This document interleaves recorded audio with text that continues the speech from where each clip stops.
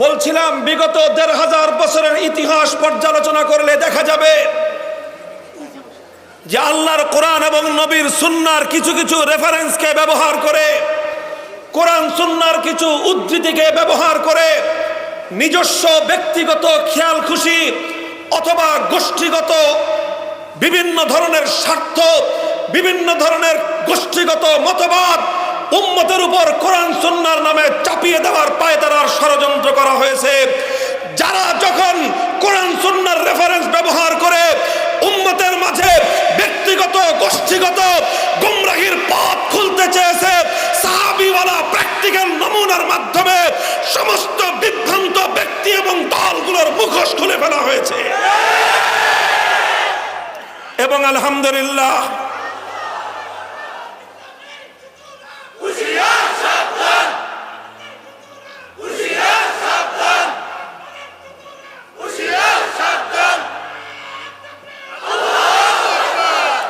ইনশাআল্লাহ সুম্মা ইনশাআল্লাহ এভাবেই কিয়ামত পর্যন্ত দ্বীনে মুহাম্মাদিয়া মিল্লাতুন বাইযা দিবালোকের ন্যায় স্পষ্ট এবং পরিষ্কার থাকবে। এখানে লা তালবিসুল হাক্কা বিল বাতিল, হকের সঙ্গে বাতিল কখনোই মিলেমিশে যাবে না, হকের সঙ্গে বাতিল কখনোই সংশয় সৃষ্টি করতে পারবে না। যদি উম্মত সজাগ থাকে, কোরআনের নামে সুন্নাহর নামে যত বড় উদ্ধৃতি আসুক না কেন, সাহাবীওয়ালা প্র্যাকটিক্যাল নমুনার এই পাহারার মাধ্যমে উম্মতে মুহাম্মাদিয়ার হেদায়েত কিয়ামত পর্যন্ত সুরক্ষিত থাকবে।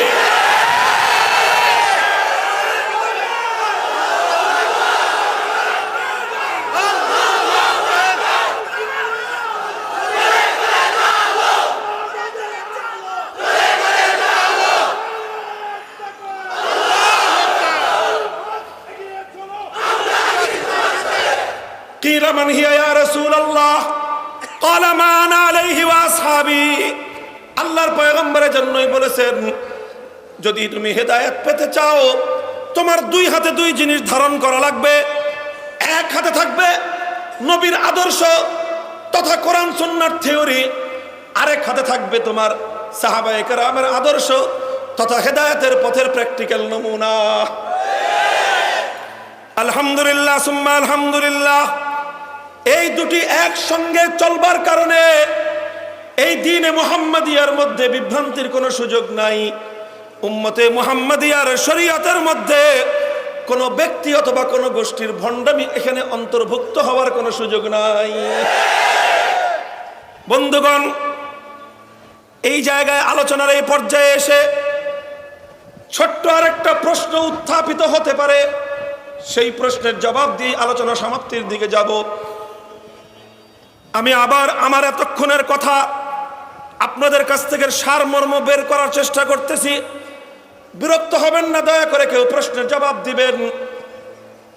আল্লাহর পয়গম্বর উম্মতকে কত দলে বিভক্ত হবে বলে সংবাদ দিয়েছেন?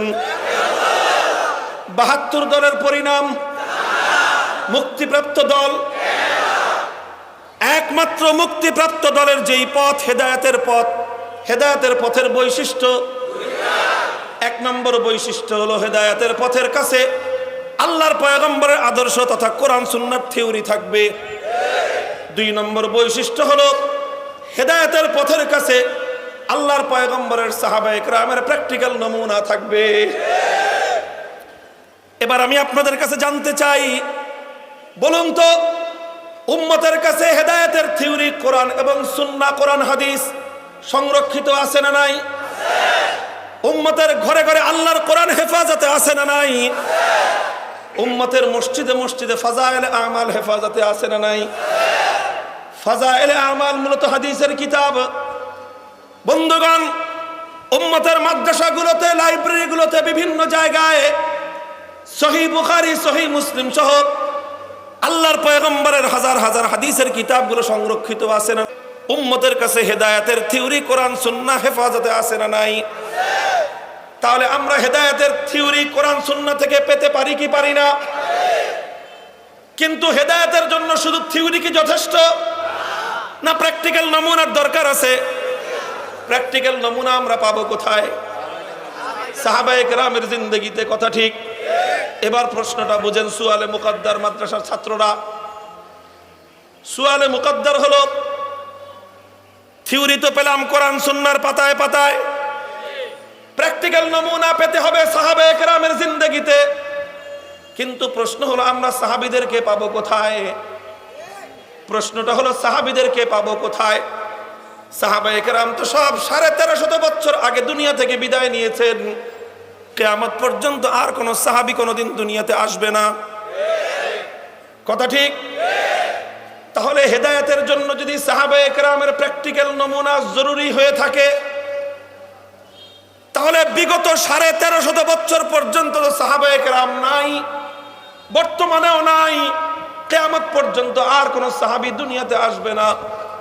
তাহলে আমরা সাহাবায়ে কেরামের সেই প্র্যাকটিক্যাল আমলি নমুনা পাবো কোথায়? প্রশ্ন বন্ধুগণ, প্রশ্নের জবাব দেওয়ার জন্য আমি আল্লাহর কোরআনের আয়াতের উদ্ধৃতি দিয়েছিলাম। সূরা আলে ইমরানের ৭৯ নম্বর আয়াতে আমার আল্লাহ পাক রব্বুল আলামিন হেদায়েতের পরিচয় তাই তুলে ধরেছেন। আল্লাহর নবী তার হাদিসের মধ্যে হেদায়েতের পথের যেই পরিচয় দিয়েছেন, তবে শব্দের একটু পার্থক্য আছে, উদ্দেশ্য এক এবং অভিন্ন। আমার আল্লাহ পাক রব্বুল আলামিন কোরআনের আয়াতের মধ্যে ঘোষণা করছেন, ওয়া মা কানা লিবাশারিন আন ইউতিয়াহুল্লাহুল কিতাবা ওয়াল হুকমা ওয়ান নবুওয়া সুম্মা ইয়াকুলু লিন-নাস কুনু ইবাদাল লি মিন দুনিল্লাহ ওয়ালাকিন কুনু রাব্বানিয়িন। অর্থ হলো, ও দুনিয়ার মানুষ, সারা দুনিয়ার মানুষ, যদি তোমরা আল্লাহকে যদি পেতে চাও, কাকে? হেদায়েতের পথ মানে আল্লাহকে পাওয়া, আল্লাহকে পাওয়াই মানে হেদায়েতকে পাওয়া, আল্লাহকে পাওয়াই মানে জান্নাত পাওয়া, জান্নাত পাওয়া মানে, কথা কিন্তু একই, শব্দ ভিন্ন।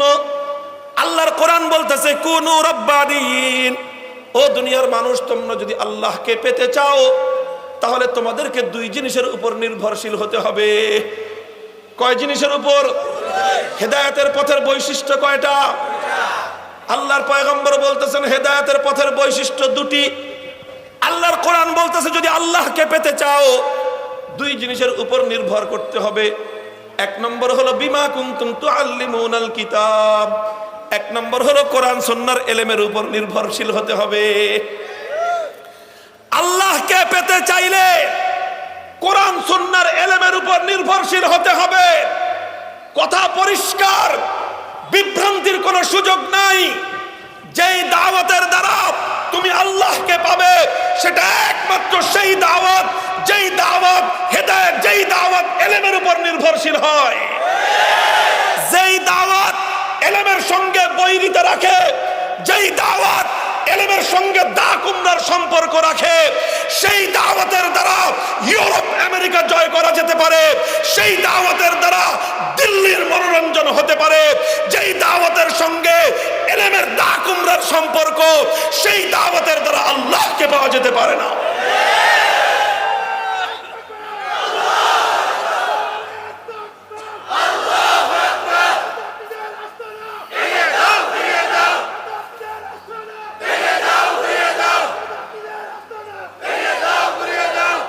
পরিষ্কার কথা, যেই দায়ীদের হাত আহলে ইলমদের রক্তে রঞ্জিত হবে, যারা দাওয়াতের নামে আহলে ইলমদের রক্ত দিয়ে নিজেদের হাত রঞ্জিত করবে, সেই দায়ী হেদায়েতের দায়ী হতে পারে না। হেদায়েতের দাওয়াত কোনোদিনও ইলমের সঙ্গে বৈরিতা রাখবে না।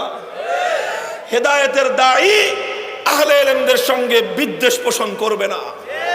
আল্লাহর কোরআন বলতেছে কুনু রাব্বানিয়িন বিমা কুনতুম তুআল্লিমুনাল কিতাব, তুমি যদি আল্লাহকে পেতে চাও তোমাকে প্রথম কোরআন সুন্নাহর ইলমের উপর নির্ভর করা লাগবে। অর্থাৎ আল্লাহর পয়গম্বর যেটা বলেছিলেন, হেদায়েতের পথ হলো কোরআন সুন্নাহর পথ। আল্লাহ কোরআনে পাকের মধ্যে সে কথাই বলতেছেন, তুমি যদি আল্লাহকে পেতে চাও, হেদায়েতকে পেতে চাও, তোমাকে প্রথম কিতাবুল্লাহ এবং সুন্নাত রাসূলুল্লাহর ইলমের উপর নির্ভরশীল হওয়া লাগবে। প্রথম বৈশিষ্ট্য। 2 নম্বর বৈশিষ্ট্য হলো ওয়া বিমা কুনতুম তাদরুসুন, ওয়া বিমা কুনতুম তাদরুসুন, তোমাকে দর্শের উপর নির্ভর করতে হবে। ইলমের নামে যে কোনো জিনিস অনুসরণ করা যাবে না। ইলমের নামে সরকারি টিভি চ্যানেলে একরকম কথা বলবে, ইলমের নামে প্রাইভেট টিভি চ্যানেল আরেক রকম কথা বলবে, ইলমের নামে ইউটিউব চ্যানেল একরকম বলবে, ইলমের নামে ফেসবুক আর টুইটারে আরেক রকম কথা পাবে, ইলমের নামে তোমার সিডির মধ্যে একরকম কথা পাবে, ইলমের নামে উইকিপিডিয়ার মধ্যে আরেক রকম কথা পাবে, ইলমের নামে ইন্টারনেটে একরকম কথা পাবে, ইলমের নামে পত্র পত্রিকায় ভিন্ন রকম কথা ছাপা হবে, ইলমের নামে তোমার কাছে একরকম কথা আসবে, বিভিন্ন কিতাব পত্রের মধ্যে ইলমের নামে ভিন্ন রকম কথা থাকবে। এজন্য আল্লাহর কোরআন বলতেছে, ও দুনিয়ার মানুষ, হেদায়েতের জন্য তোমাকে ইলমের উপর নির্ভরশীল হতে হবে। যে কোনো ইলমের উপর নির্ভরশীল হলেই চলবে না। আল্লাহ এবং তার রাসূলের নিকট একমাত্র সহিহ ইলমের মানদণ্ড হলো তোমাকে ইলমটা দর্সের মাধ্যমে হাসিল করতে হবে। আল্লাহর কোরআন বলতেছে, হেদায়েতের ইলম, হেদায়েতের ইলম সেই ইলম যেই ইলমের বুনিয়াদ হলো দর্সের উপর। দর্স মানে কি? দর্স মানে হলো উস্তাদ তার ছাত্র তার ওস্তাদদের কাছ থেকে শিখবে, ছাত্র সরাসরি তার ওস্তাদের কাছ থেকে শিখবে। এইভাবে সিনা থেকে সিনায় যেই ইলমটা আসবে, সেই ইলমটাই হলো আল্লাহর কোরআন এবং আল্লাহর পয়গম্বরের দৃষ্টিতে ইলমের একমাত্র সহি মানদণ্ড। আর এই মানদণ্ড ছাড়া অন্য যত প্রক্রিয়া হতে পারে ইলমের, সেগুলোর দ্বারা কখনো সহি ইলম আসবে, কখনো ভুল ইলম আসবে, সেটা আল্লাহর কোরআন এবং নবীর সুন্নাহর দৃষ্টিতে কোশ্চেন কালেও সহি ইলমের মানদণ্ড হতে পারে না। অর্থাৎ তুমি যদি হেদায়েত চাও, তোমাকে প্রথমে ইলমের উপর নির্ভরশীল হতে হবে।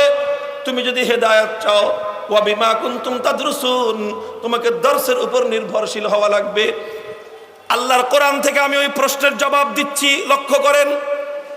প্রশ্ন ছিল, আবার বলছি, প্রশ্ন ছিল হেদায়েতের জন্য একদিকে কোরআন সুন্নাহর থিওরি প্রয়োজন, সঙ্গে সঙ্গে সাহাবীওয়ালা প্র্যাকটিক্যাল নমুনা প্রয়োজন।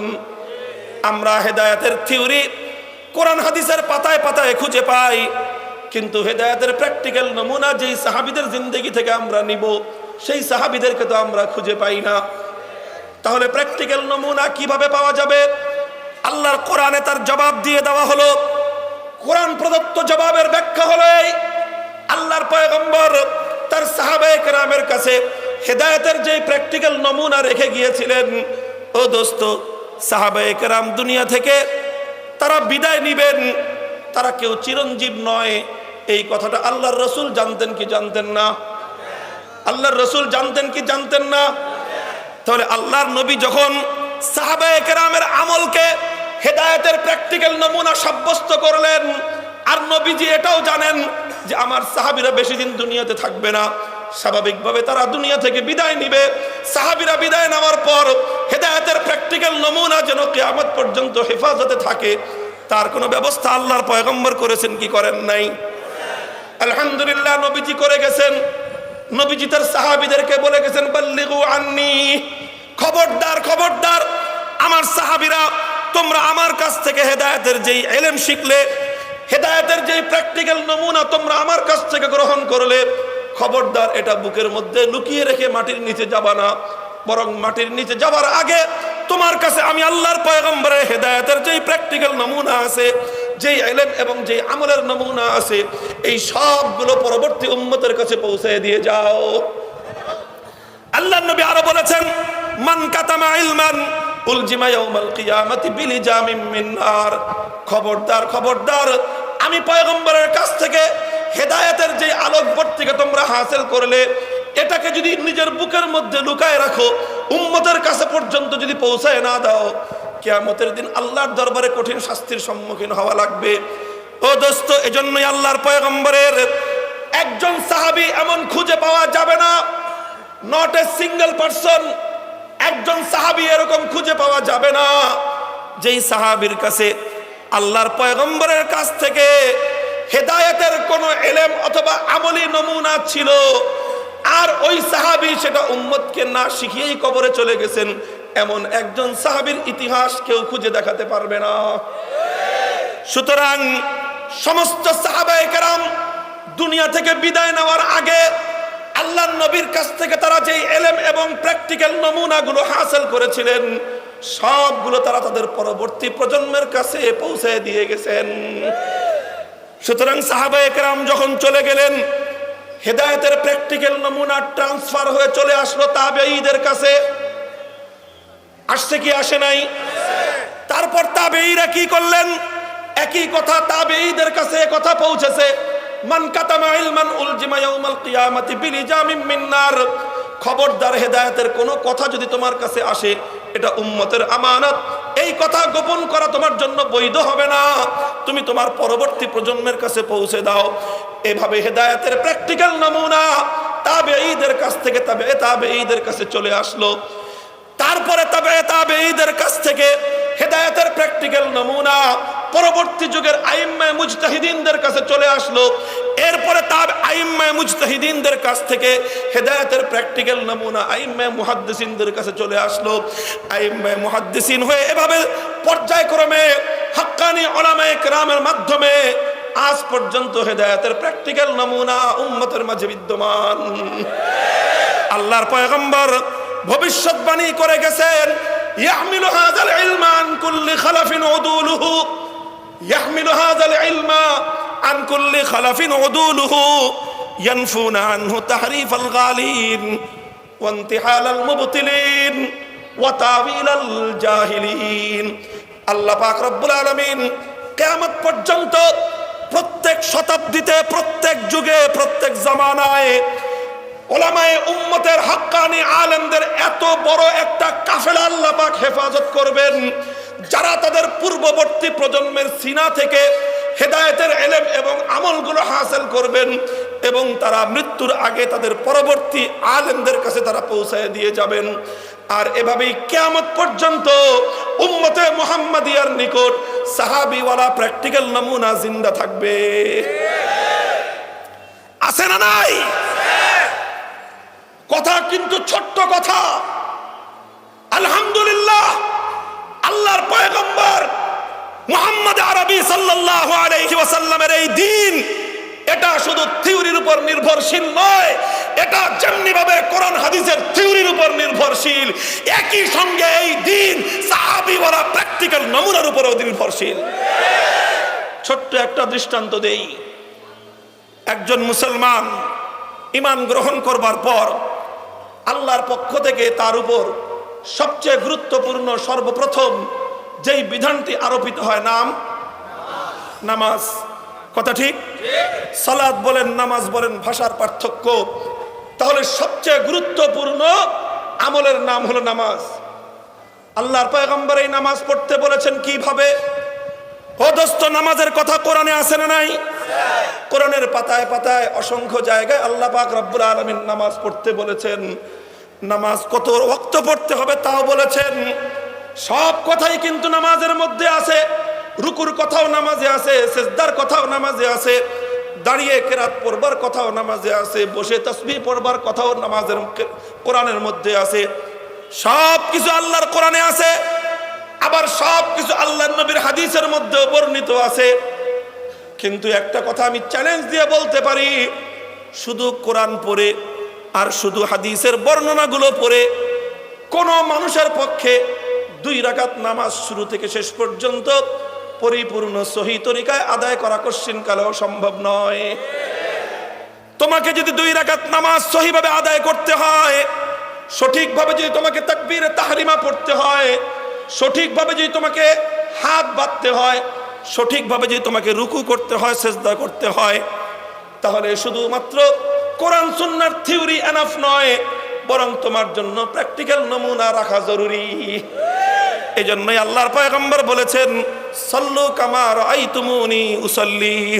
উম্মত, নামাজ ওইভাবে পড়ো যেভাবে তোমরা আমাকে নামাজ পড়তে দেখেছো। নবীজি এটা বলেন নাই নামাজ ওইভাবে পড়ো যেভাবে কোরআনে লেখা আছে। আল্লাহর নবী এটাও বলেন নাই নামাজ ওভাবে পড়ো যেভাবে আমার হাদিসের মধ্যে বর্ণনা করেছি। অর্থাৎ নামাজ শুধু শুনে শুনেও পড়া যায় না, নামাজ শুধু কোরআন এবং হাদিস পড়ে পড়েও নামাজ শুদ্ধভাবে পড়া যাবে না, যতক্ষণ পর্যন্ত নামাজ তুমি দেখে না শিখবে। আল্লাহর পয়গম্বর বলেছেন সাল্লু কামা রাআইতুমুনি উসাল্লি। উম্মত সহিভাবে যদি নামাজ শিখতে চাও তাহলে তোমাদেরকে আমার দেখানো পদ্ধতিতেই নামাজ পড়তে হবে।